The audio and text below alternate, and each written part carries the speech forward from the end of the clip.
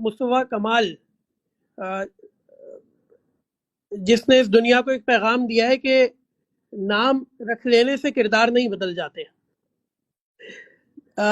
جنا گراؤنڈ میں کھڑے ہو کے جو ہرزہ سرائی کی ہے، جو بالکل فضول قسم کی گفتگو کی ہے، اور یہ بات سچ ہے کہ صرف اور صرف قائد تحریک الطاف حسین بھائی کے چاہنے والے نہیں، قائد تحریک الطاف حسین بھائی کے ناقدین اور قائد تحریک الطاف حسین بھائی سے مخالفت رکھنے والے لوگ بھی مصطفیٰ کمال کی اس گفتگو کو سننے کے بعد شدید غم و غصے کا شکار ہیں، کیونکہ حقیقت سے ہر دنیا کا آدمی واقف ہے.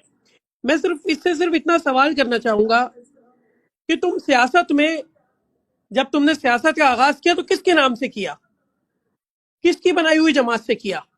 تمہاری سیاسی پہچان کس سے ہے؟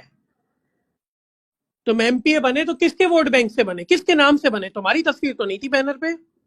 تم منسٹر بنے، کس نے بنایا تمہیں منسٹر؟ تم میئر بنے، کس نے